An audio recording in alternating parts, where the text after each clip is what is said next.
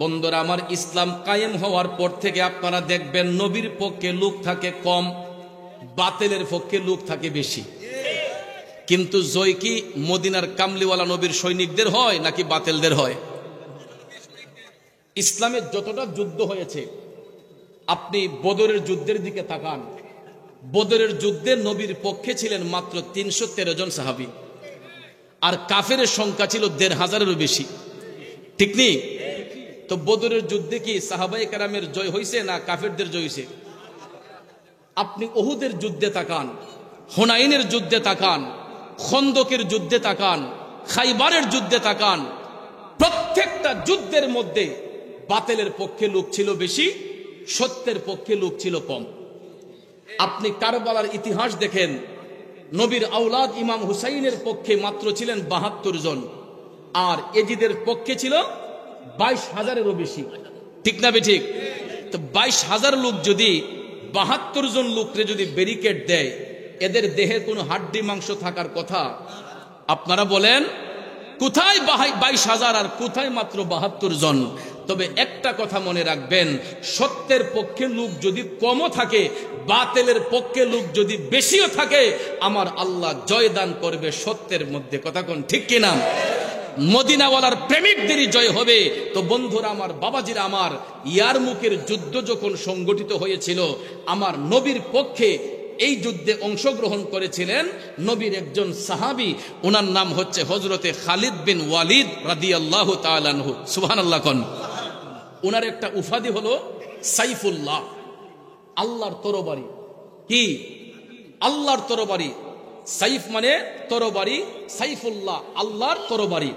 ওনাকে বলা হতো আল্লাহর তরবারি। কেন জানেন?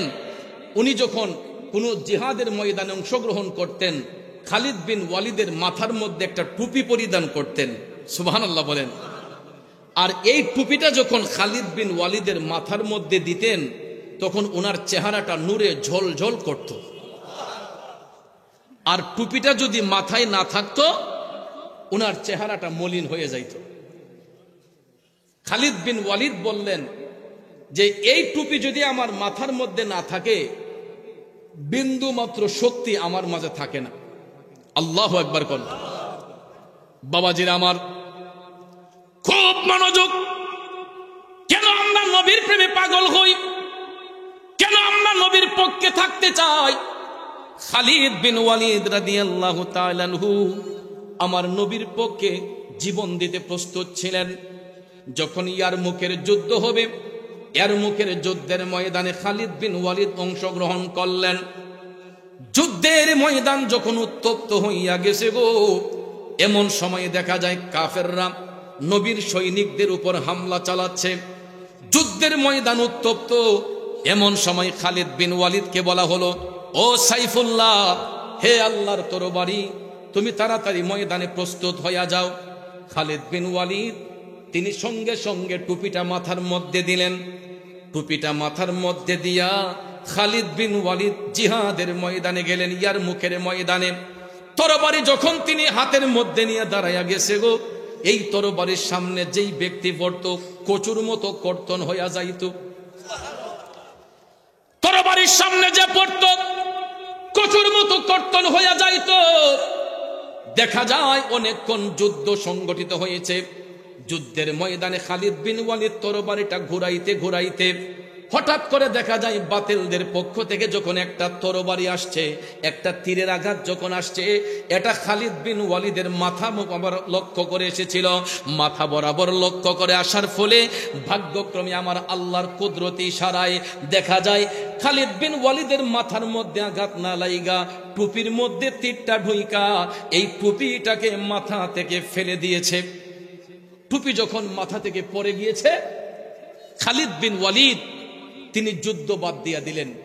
হাতের তরবারি ছেড়ে তিনি বলতেছেন, আমার টুপি গেল কই, আমার টুপি গেল কই।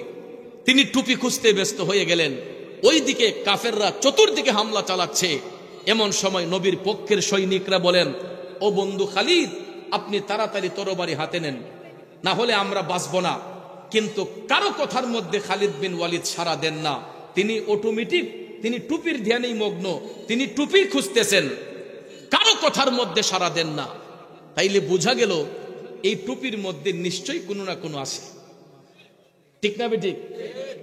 খালিদ বিন ওয়ালিদ তিনি টুপি খুঁজতে ব্যস্ত হয়ে গেলেন, কারো কথার মধ্যে সাড়া দেন না, অনেক কন্দবত টুপি খুঁজতে খুঁজতে খুঁজতে গো খালিদ বিন ওয়ালিদ টুপিটা পুনরায় খুঁজে পাইলেন। আল্লাহু আকবার। টুপিটা যখন তিনি খুঁজে পাইলেন তখন খালিদ বিন ওয়ালিদের চেহারার মধ্যে আবার উজ্জ্বলতা ভাব আসলো। যখন পুনরায় তিনি আবার টুপিটা মাথার মধ্যে দিলেন, দেখা যায় ওনার পুরাটা চেহারা আবার নূরান্বিত হয়ে গেছে। আবার খালিদ বিন ওয়ালিদ তরবারি হাতের মধ্যে নিয়ে গো তিনি ইয়ারমুখের যুদ্ধে বিজয় অর্জন করেছেন। জিহাদ করে দেখা যায় প্রত্যেকটা কাফেরদেরকে তিনি কতল করতে সক্ষম হইয়া ইয়ারমুখের যুদ্ধে মুসলমানদের পক্ষে একটা বিশাল বড় জয় আসলো। হযরতে খালিদ বিন ওয়ালিদ যুদ্ধে জয়লাভ করার পরে সবাই যখন একত্রিত হইল তখন ডাক দিয়া কয়, বন্ধু খালিদ, আমরা আপনার কাছে একটা জিনিস জানতে চাই। আমরা লক্ষ্য করেছি আপনার মাথার মধ্যে যখন এই টুপিটা থাকে আপনার চেহারাটা উজ্জ্বল হয়ে যায়, আর এই টুপি যদি আপনার মাথার মধ্যে না থাকে আমরা লক্ষ্য করেছি আপনার চেহারাটা মলিন হয়ে যায়।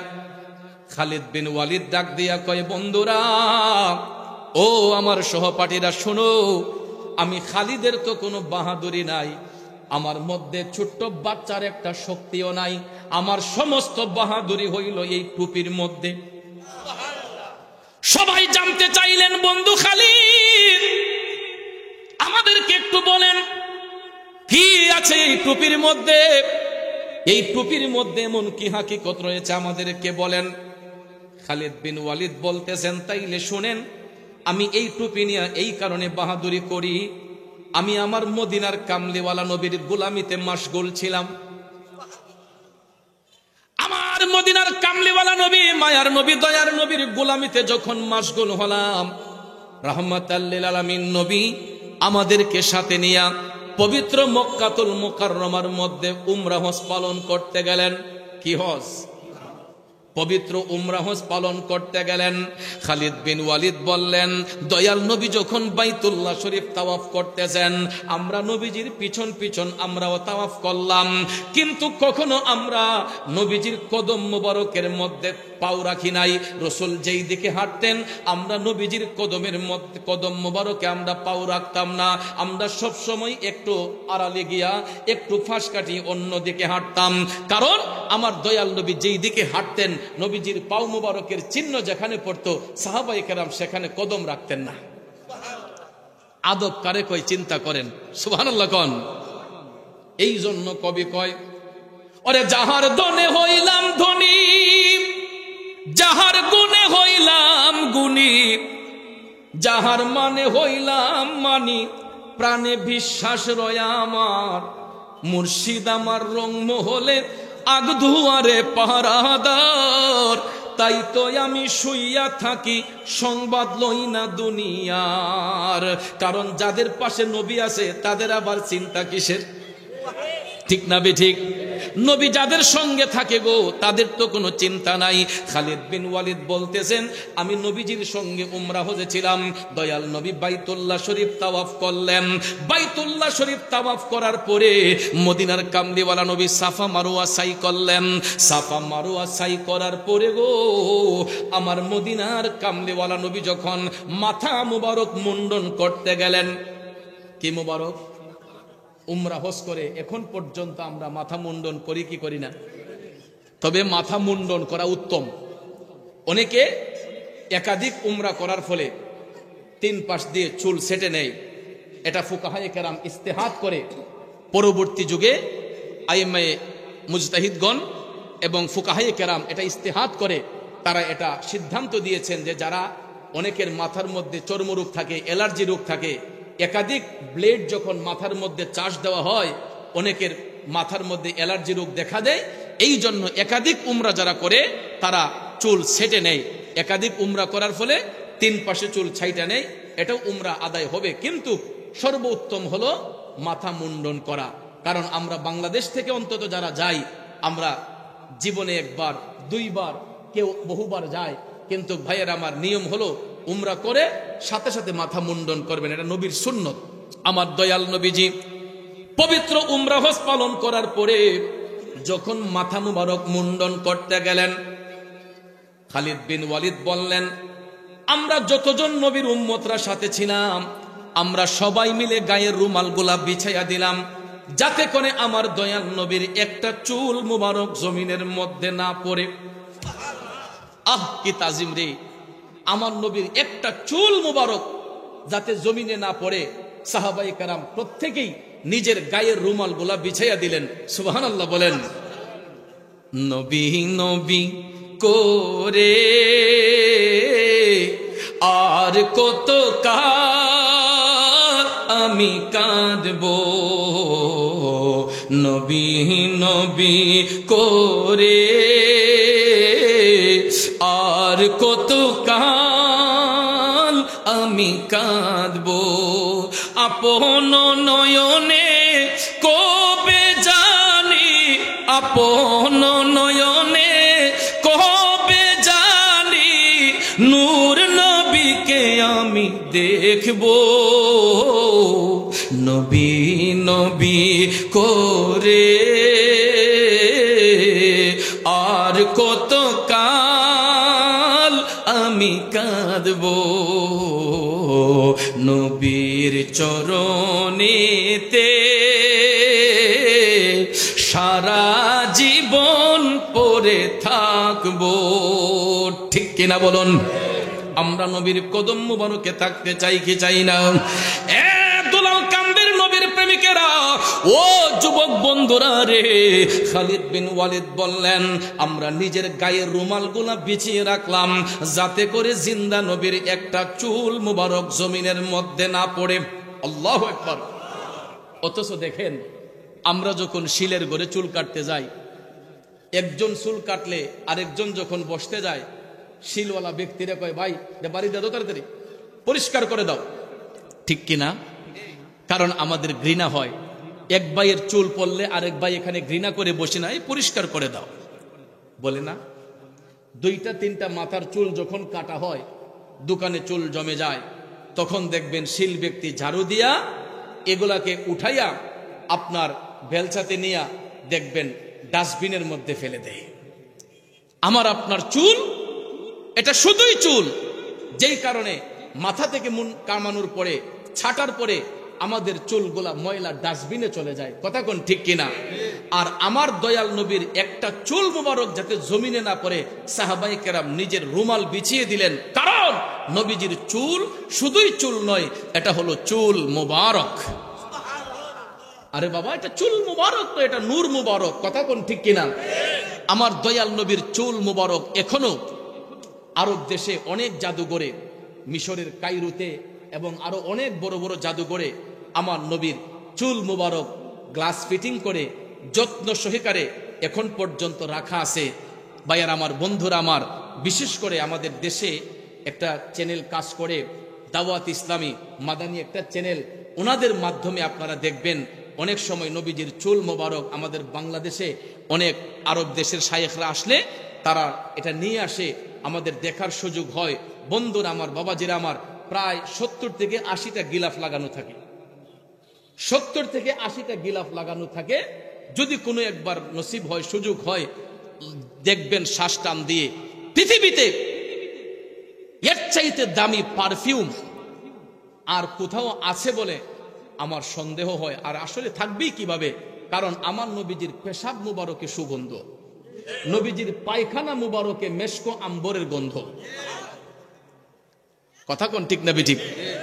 আর আমার আপনার পায়খানা, এটা শুধুই পায়খানা, দুর্গন্ধ।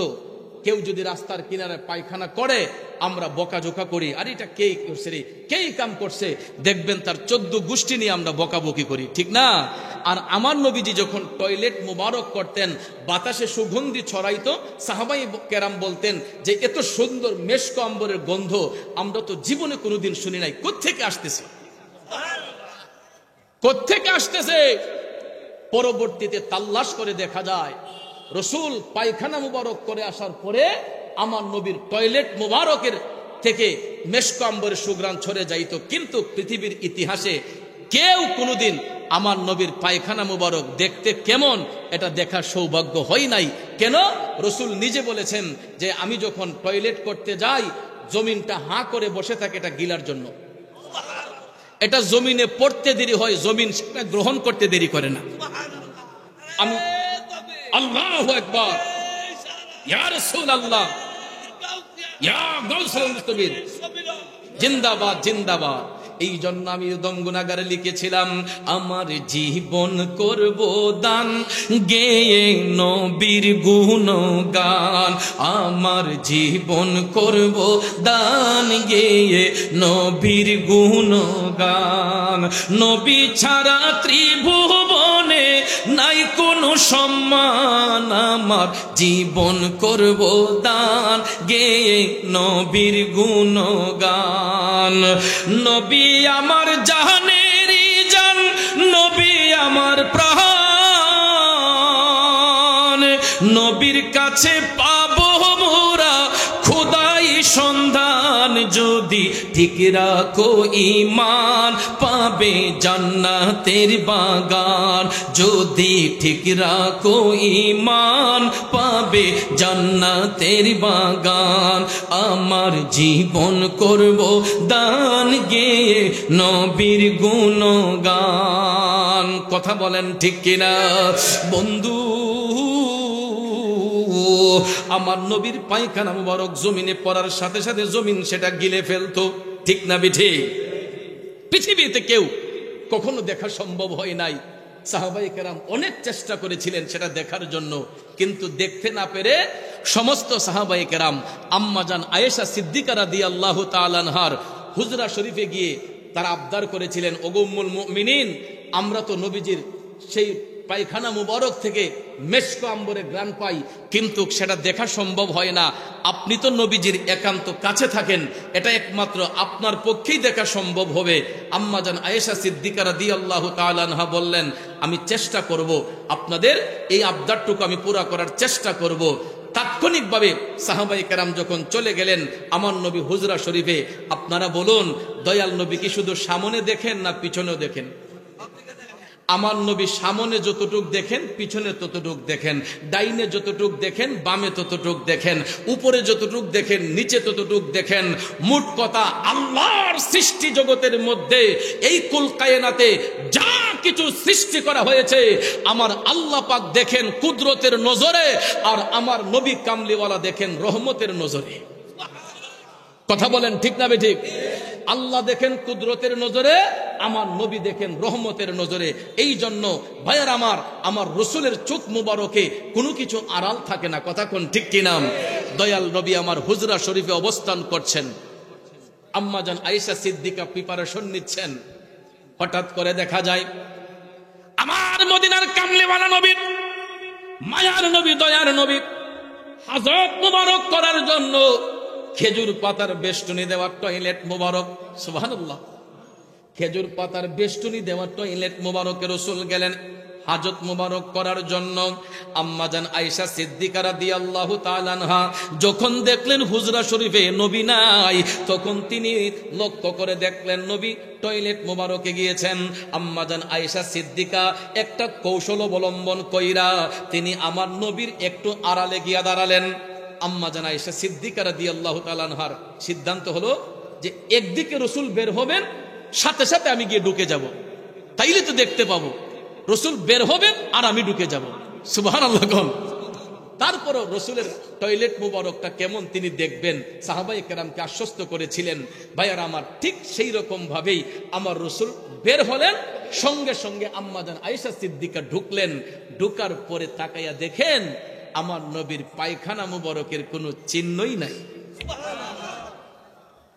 কয়েক সেকেন্ডের বিষয়, দেখা যায় চিহ্নই নাই, কিন্তু একটা চিহ্ন পাইলেন, যেখানে নবীজির টয়লেট মোবারক পড়েছিল এই জায়গার বালিগুলা একটু ভিজা দেখা যায়। তখন তিনি এই ভিজা বালিগুলা হাতে নেওয়ার পরে আম্মাজান আয়েশা সিদ্দিকা তিনি বলেছেন যে আমার জীবনে আমি কোনোদিন এত সুন্দর খুশবু পাই নাই। আমার নবীর পায়খানা মুবারক করার পরে এই ভিজা বালি থেকে আমি যে গ্রান পেয়েছি, পৃথিবীতে এত সুন্দর গ্রান আমি আর কখনো শুনি নাই। সুবহানাল্লাহ। কোন হুজরা শরীফের ভিতরে আসলেন, আমার নবীর কদম মুবারকে আসলেন। খারাপ লাগতেছে? কষ্ট হইতেছে? আব্বাজির আমার মনোযোগ, হে যুবক বন্ধুরা, দেখো আমরা কেমন নবীর উম্মত। আম্মাজান আয়েশা সিদ্দিকা রাদিয়াল্লাহু তাআলা আনহা আমার নবীর হুজরা মুবারকের মধ্যে নবীর কদম মুবারকে আয়েশা দাঁড়াই আছেন। দয়াল নবী মুস্কি মুস্কি হাসতেছেন। আমার নবী মুস্কি হাসতেছেন, কারণ নবী উম্মতের মনের খবর জানে কি জানে না? আরো জোরে কোন, জানে কি জানে না? এ নবীর প্রেমিকেরা, আম্মাজান আয়েশা সিদ্দিকা রাদিয়াল্লাহু তাআলা আনহা ডাক দিয়া বলতেছেন, আসসালাতু ওয়াসসালামু আলাইকা ইয়া রাসূলুল্লাহ। নবী গো, আমাদের দেশের স্ত্রীরা তো স্বামী রেগিয়া অমুকের বাপ, ওগো স্বামী এরকম বলে ডাকে, কথা কোন ঠিক না? আমার নবীর 11 জন বিবি ছিলেন যারা মুমিনদের মা, উম্মুল মুমিনিন। 11 জন বিবির মধ্য হতে কেউ কোনোদিন আল্লাহ রসুলকে স্বামী বলে ডাকেন নাই। সবাই বলেছেন ওগো আল্লাহর রসুল, ইয়া রাসূলুল্লাহ, ইয়া হাবিব আল্লাহ। সুবহানাল্লাহ কোন? আমার আল্লাহ তো কোরআনে পাকে হাবিবকে এমন ভাবেই ডেকেছেন, ইয়া আইয়ুহাল মুজাম্মিল, ইয়া আইয়ুহাল মুদাসসির, কথা কোন ঠিক না ঠিক?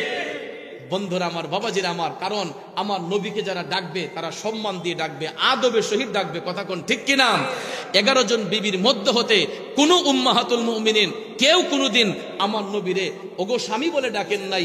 আম্মাজান আয়েশা সিদ্দিকাও বলতেছেন, ইয়া রাসূলুল্লাহ, আমি আপনার কদম মুবারকে একখানা আরজি পেশ করতে চাই। সুবহানাল্লাহ।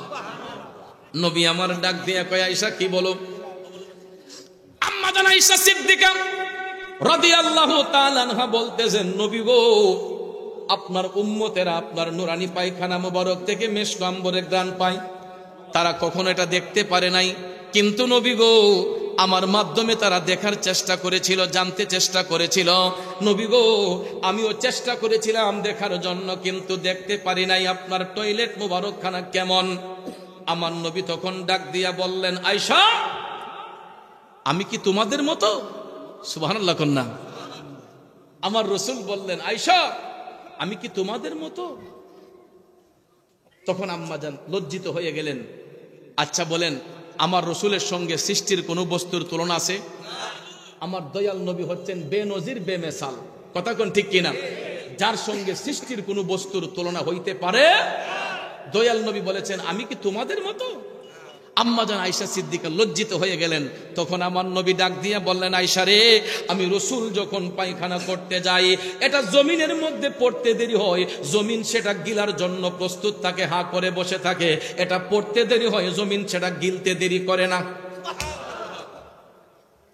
এই হাদিস শরীফ রিসার্চ করে এটার হাসিয়ার মধ্যে পড়লে আপনারা পাবেন যে আজকে যে মাটির মধ্যে আমরা ফসল উৎপাদন করি, দেখবেন হরেক রকমের গাছ, ঠিক না বেঠিক?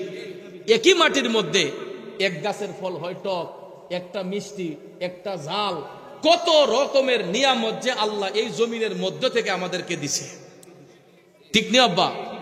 একই মাটির মধ্যে আম গাছ, জাম গাছ, কাঁঠাল গাছ, লিচু গাছ, পেয়ারা গাছ, লটকন গাছ, কত ধরনের গাছ আমরা লাগাই। দেখবেন এক একটা ফলের এক একটা স্বাদ। ভাইয়ার আমার, অনেক মুফাসসিরিনে কেরাম বলেছেন এই স্বাদ আসছে একমাত্র আমার নবীর কারণে। আরো জোরে কন্যা সুবহানাল্লাহ। এই জন্য বন্ধুরা আমার, বাবাজিরা, আমি যেই কথাটা বলতে চেয়েছিলাম, আমার নবীর চুল মুবারক, এটা শুধু চুল মুবারক নয়, এটা নূর মুবারক। মূল আলোচনা কিন্তু এই জায়গার মধ্যে ছিল, মনে আসেনি? বন্ধুরা গভীর মনোযোগ, নবীজির চুল মুবারকের মধ্যে মেশক আম্বরের গন্ধ। এই জন্য সাহাবায়ে কেরাম আমার নবীর চুল মুবারক সংগ্রহ করার জন্য তারা উপচে পড়ে লেগে থাকতেন। হযরতে খালিদ বিন ওয়ালিদ বলেন, আমি যখন নিজের গায়ের রুমালটা বিছিয়ে রাখলাম, আমি লক্ষ্য করে দেখলাম আমার রুমালের মধ্যে নবীজির কয়েকখানা চুল মুবারক হাজির হয়েছে। তখন তিনি ভাবলেন, নবীজির চুল মুবারক তো যেই কোনো জায়গার মধ্যে রাখা যাবে না, কোথায় রাখবো? সিদ্ধান্ত নিলেন, টুপিটা যেহেতু বডির সর্বোচ্চ জায়গার মধ্যে থাকে, মাথার উপরে কি আর কোন স্থান আছে? মাথার মধ্যে টুপি থাকে, এই টুপির মধ্যে যদি যত্ন কইরা আমার নবীর চুল মুবারক সেলাই করে বেঁধে রাখি, এই জায়গার মধ্যেই যত্নের সহিত থাকবে। বন্ধু,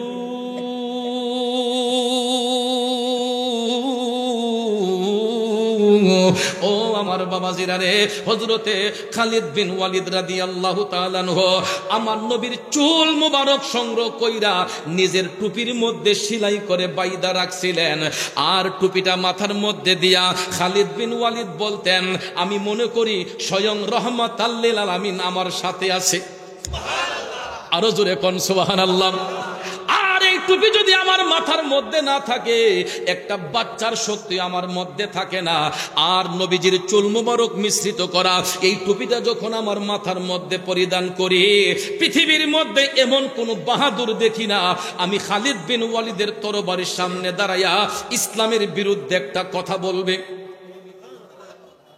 একটা বাহাদুর নাই ইসলামের বিরুদ্ধে কথা বলে আমার কাছ থেকে চলে যাবে, কচুর মতো তাকে কর্তন করে ফেলবো। কারণ আমার রাহমাতাল লিল আলামিন নবী আমি খালিদ বিন ওয়ালিদের সাথে আছে। সুবহানাল্লাহ বলেন। তাইলে দেখেন সাহাবায়ে কেরাম আমার নবীর চুল মুবারককে এত তাজিম করতেন, সম্মান করতেন। না জানি নবীজির আপাদ মুস্তক মুবারক দেহ মুবারকটাকে সাহাবায়ে কেরাম কতই না তাজিম করতেন, সম্মান করতেন। হে বাবাজিরা আমার, দুলাল কান্দির ভাইয়ের আমার, আজকের এই মাহফিল তো নবী প্রেমের মাহফিল, কথা কোন ঠিক কিনা? এটা কবরবাসীর আত্মার মাহফিল। আজকে কবরের মধ্যে নবী ছাড়া আপন কেউ হয় না। তাহলে আমরা দুনিয়াবাসী যারা আছি, আমরাও তো এই দুনিয়া ছেড়ে কবরে যাব, কথা কোন ঠিক কিনা? কবরে গেলে তো এই ভালোবাসার মানুষ কেউ থাকবে না, সবাই যার যার মতো চলে যাবে। একমাত্র কবরে গিয়া যারা আপন পাইবেন তিনি হলেন শাহে মদিনা। তাহলে যেই নবী আমার আপনার দুনিয়াতে আপন, কবরে আপন, সর্ব জায়গায় আপন হয়, ওই নবীর আপত্তি আছে? কারো কোনো কষ্ট আছে? ভাইয়ার আমার, বন্ধুরা আমার, দুঃখ লাগে, কষ্ট লাগে। মাথায় পাগড়ি, টুপি, জুব্বা, কুর্তা লাগায়ও দেখা যায় আমার নবীর বিরুদ্ধে অনেকেই কথা বলে। আমার বড় আফসোস হয়, এই টুপি মাথায় নবীর সুন্নত মাথায় দিয়া, তাইলে বাজান আমার নবীর গোলামি আমরা চাইকে চাই না। চাইতেই যদি হয়, আব্বারে আমার সময় কম, পায়ে হাত ধরে বলে যাব, 5টা ওয়াক্ত নামাজ পড়বেন, 5টা ওয়াক্ত নামাজ পড়বেন, 5টা ওয়াক্ত নামাজ পড়বেন। আহকামে শরীয়তের মধ্যে সর্ব উৎকৃষ্ট ইবাদত হলো নামাজ। এই জন্য ভাইয়ের আমার, আল্লাহ তাআলা কোরআনে পাকে 82 বার বলেছেন, আকিমুস সালাহ ওয়া আতুজ যাকাত, তোমরা সালাত কায়েম করো এবং যাকাত প্রদান করো। কারণ যাকাতটা এই জন্য দেওয়ার কথা আল্লাহ বলেছেন, সম্পদশালী ব্যক্তি এরা যাদের উপর যাকাত ফরজ হয়েছে তারা যেন কখনো যাকাত দিতে অনীহা প্রকাশ না করে। কারণ যাকাত দিলে পরে গরিব দুঃখী মেহনতি মানুষের তাদের কষ্টের বোঝা হালকা হয়। এই জন্য ধনবানদের সম্পদের মধ্যে এতিম মিসকিনের সম্পদ লুকায়িত থাকে। এই জন্য আল্লাহ তাদের সম্পদটাকে বুঝিয়ে দেওয়ার জন্য বলেছেন, আকিমুস সালাহ ওয়া আতুজ যাকাত, সালাত কায়েম করো, যাকাত প্রদান করো। আর সালাত কায়েমটা সবার জন্য, আমরা সবাই নামাজ পড়বো। এখানে কোনো রাজা বাদশা নয়, ধনী গরিব নয়, নিম্নমান থেকে উচ্চবিত্ত পর্যন্ত সবাইকে বলা হয়েছে আকিমুস সালাহ। আর ওয়াতুজ যাকাত, এটার সম্পর্কে রাসূল বলেছেন ধনবান ব্যক্তিরা যাকাত প্রদান করবে, কারণ তাদের সম্পদে এতিম মিসকিনের সম্পদ লুকায়িত রয়েছে, কথা কোন ঠিক কিনা? তো আমরা যেন 5 ওয়াক্ত নামাজ পড়ি, যাদের উপর যাকাত ফরজ হয়েছে আমরা যেন যথা টাইমে যথা নিয়মে যাকাতগুলা যেন প্রদান করি। আর সব সময় দানের হাত প্রসারিত করবেন, মানুষকে দান করবেন, গরিব মানুষকে বিনা হিসেবে দান করবেন। দেখবেন আল্লাহ রাব্বুল আলামিন, হাদিস শরীফে রাসূল বলেছেন 3টা আমলের দরজা কোনোদিন বন্ধ হয় না। এর মধ্যে একটাই হলো, সর্বপ্রথমটা হলো সদকায়ে জারিয়া।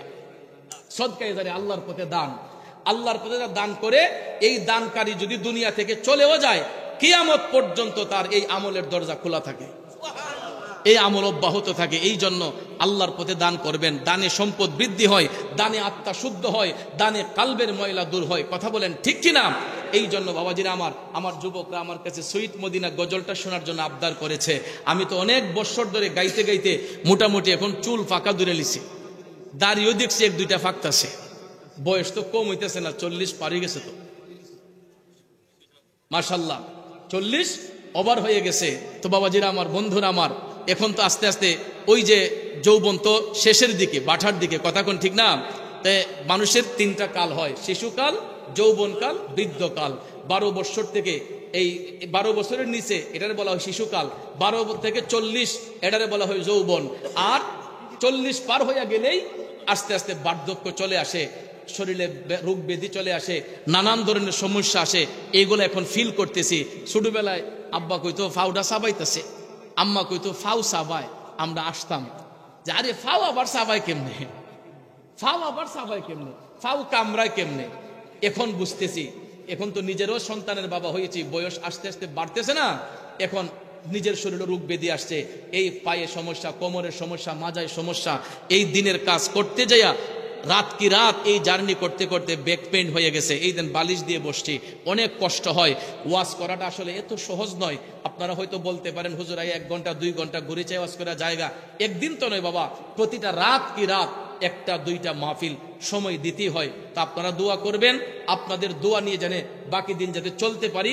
আমার যুবকরা একটা সুইট মদিনা শুনতে চাচ্ছে, এটা একটু বইলা আমার মনে হয় পরবর্তী আর সম্মানিত আলোচক চলে আসবেন।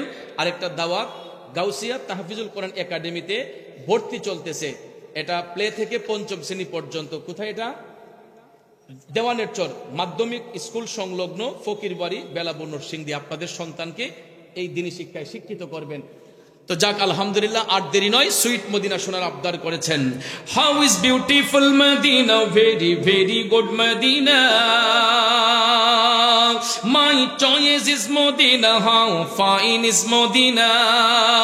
I can tell about Medina, we can tell about Medina, such a beautiful Medina, sweet Medina, sweet Medina, sweet Medina, very lovely. Give me a chance to go to Medina, give me a chance to go to Medina. My heart said to eyes, go to Medina, sweet Medina, sweet Medina, sweet Medina, very lovely. So appealing is Medina, so adoring is Medina, so enchanting is Medina, so attracting is Medina, so loving is Medina, so loving is Medina, so charming is Medina, sweet Medina, sweet Medina, sweet Medina, very lovely. Everyone's I say that nice is Medina, everyone's I say that nice is Medina, each and every heart is saying Medina, sweet Medina, sweet Medina, sweet Medina, very lovely. Quite nice is Medina, quite dear is Medina, quite fine is Medina, quite beloved is Medina, quite famous Medina, quite famous Medina, quite messless Medina, sweet Medina, sweet Medina, sweet Medina, very lovely.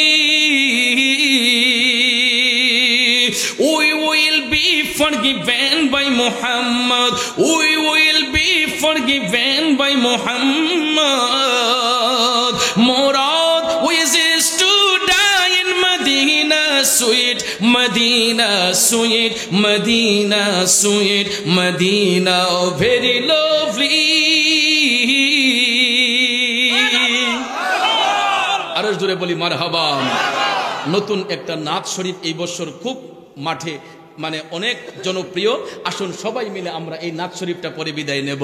ছটফট ছটফট করে গো নবী অন্তরে, ছটফট ছটফট করে গো নবী অন্তরে, আল্লাহ আল্লাহ আল্লাহ আল্লাহ আল্লাহ আল্লাহ, ছটফট ছটফট করে গো নবী অন্তরে, ছটফট ছটফট করে গো নবী অন্তরে, কাছে আইসা ভালোবাসা, কাছে আইসা ভালোবাসা, নাও না বুকে পাগলা রে, ছটফট ছটফট করে গো নবী অন্তরে, ছটফট ছটফট করে গো নবী অন্তরে, আল্লাহ আল্লাহ আল্লাহ আল্লাহ আল্লাহ আল্লাহ, ছটফট ছটফট করে গো নবী তোমায় ভালো বাসি বলে বন্ধু হইল পর। নবী তোমার ভালোবাসা পেলে আমার কিসের ডোর, ঠিক না বেঠে? তোমায় ভালোবাসি বলে বন্ধু হইল পর। নবী তোমার ভালোবাসা পেলে আমার কিসের ডোর। হাসি মুখে তোমার প্রেমে, হাসি মুখে তোমার প্রেমে প্রাণটা দিতে রাজি রে। ছটফট ছটফট করে গো নবী অন্তরে, ছটফট ছটফট করে গো নবী অন্তরে। আল্লাহ আল্লাহ আল্লাহ আল্লাহ আল্লাহ আল্লাহ, ছটফট ছটফট করে গো নবী। তোমার কথা মনে হইলে চোখে আসে জল। তুমি আমার ইহ পর জীবনের সম্বল, ঠিক না বেঠি? তোমার কথা মনে হইলে চোখে আসে জল। তুমি আমার ইহ পর জীবনের সম্বল। তুমি আমার ইহ পর জীবনের সম্বল। কাছে তুমি ভবে না এলে এই পাগলে, ভবে না এলে এই পাগলে হতাম পাগল পারারে। ছটফট ছটফট করে গো নবী অন্তরে, ছটফট ছটফট করে গো নবী অন্তরে।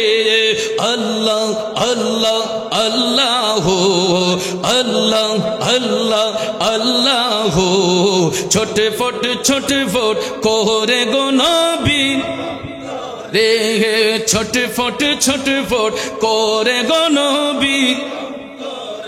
একটা জবান বন্ধ রাখবেন না, চিৎকার মেরে বলুন ইয়া রাসূলুল্লাহ। फरिश्तों की सलामी देने वाले फौज पढ़ते थे, सैयदा हजरत माँ आमिना सुनते थे तो आवाज आती थी।